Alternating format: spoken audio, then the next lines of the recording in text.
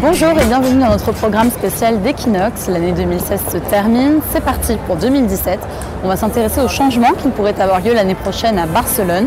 Nous sommes actuellement sur la Rambla, l'axe central de la ville, mais qui a perdu en authenticité depuis quelques années. Les commerces traditionnels se font de plus en plus rares et laissent place à des vendeurs ambulants et des lieux plutôt touristiques.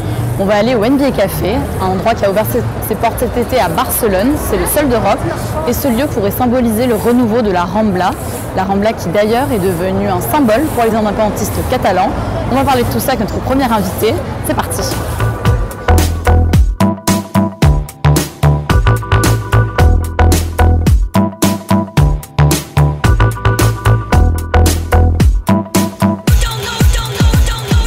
Adrien Alsina, bonjour. Bonjour. Vous êtes le porte-parole de l'ANC qui milite pour l'indépendance de la Catalogne. Les indépendantistes parlent très peu de la reconquête de la Rambla qui est pourtant un axe central de la ville. Voilà, la Rambla a deux identités traditionnelles. L'une, c'est l'identité de journée, ce qui est une identité de pouvoir, lutte pour le pouvoir, donc de débat ouvert, de démocratie et donc de liberté à la fin.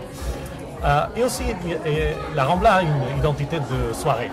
Une identité, ce qui est de spectacle, la vie bohème, et donc aussi de liberté, à la base. Tout ça, c'est un peu fini après la guerre civile, donc avec la dictature. La dictature a banni tous les partis, tous les syndicats, tous les médias libres qui ont fait, avaient tous ces sièges ici à côté. Et aussi, la dictature a suivi un modèle, bien sûr, fasciste du dirigisme culturel, qui a décidé ce qui était bon et visible pour la nouvelle Espagne, pour le nationalisme espagnol, et ce qui n'était pas bon et ce qui n'était pas permis dans les théâtres, dans les shows. Donc, après la dictature, aux années 70, après tout ça, les écrivains ne portaient ces héros des romans à la Rambla que pour se boire la gueule ou que pour rencontrer des putes.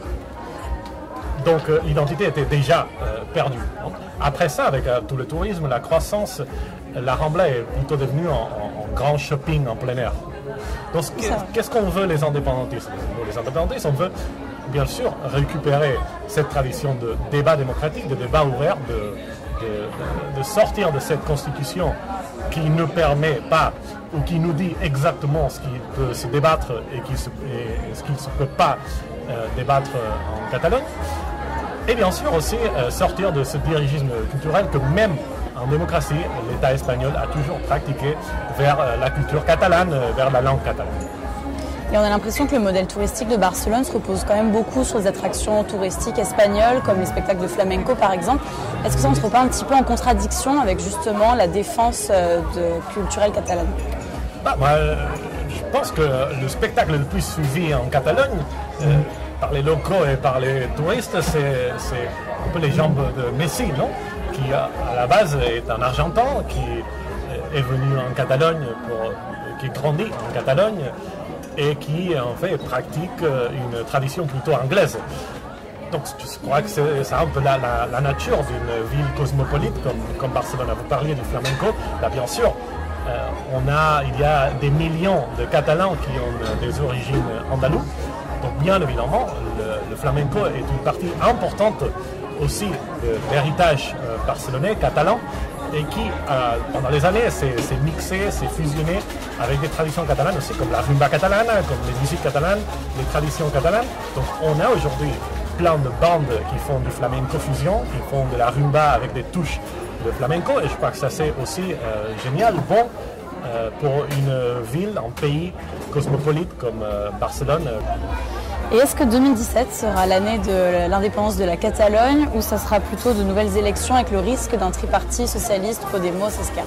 Ce que je sais, ce que je crois, c'est que 2017 sera l'année dans laquelle on verra l'affrontement final entre la légitimité du Parlement catalan la légitimité démocratique du Parlement catalan qui veut organiser un référendum et qui a plutôt 70 ou même plus que 70 de la population à faveur d'un référendum sur l'indépendance, et un État qui essaye de cacher tous ces problèmes en dessous de la table et qui essaye de faire comme si rien ne se passait.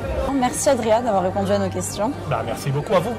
Et maintenant, on va retrouver notre journaliste Tiffany Roussel de l'autre côté de la Rambla, dans le Raval, pour la suite de ce programme spécial d'Equinox.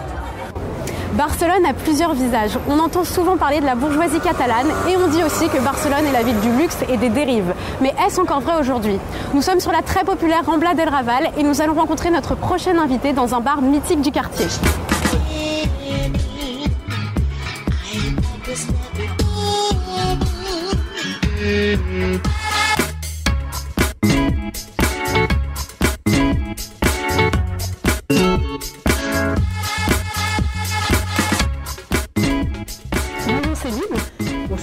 Vous êtes styliste et créatrice de boutique Sol Barcelona et vous êtes ici avec nous pour nous parler de l'évolution des styles à Barcelone.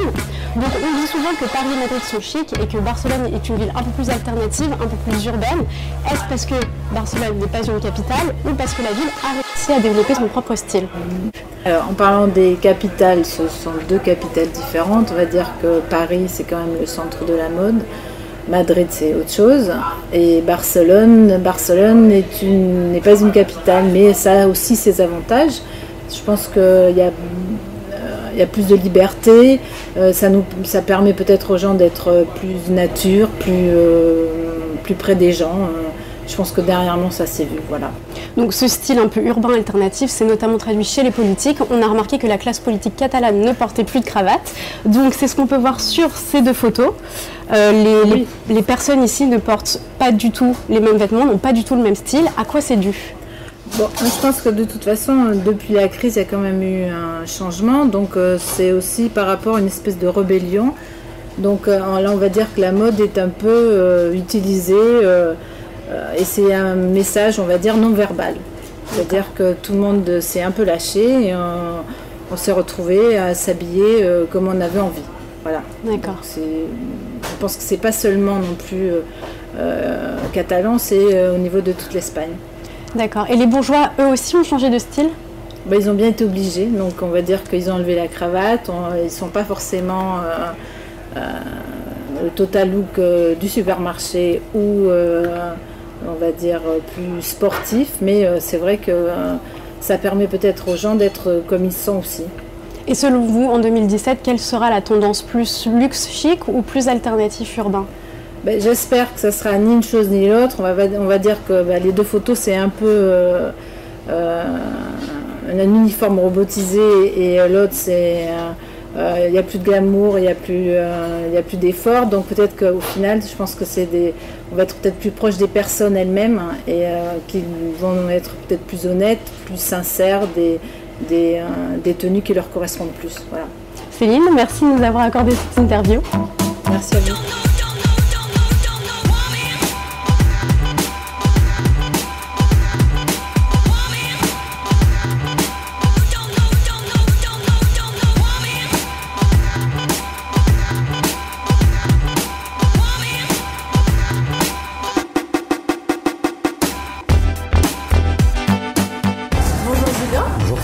Vous êtes créateur de l'atelier à Barcelone et vous êtes ici pour nous parler du monde de la nuit dans cette magnifique ville. Je situe Barcelone comme une des villes les plus intéressantes pour le monde de la fête. Et dans la fête, je vais dire restauration, bar, boîte de nuit.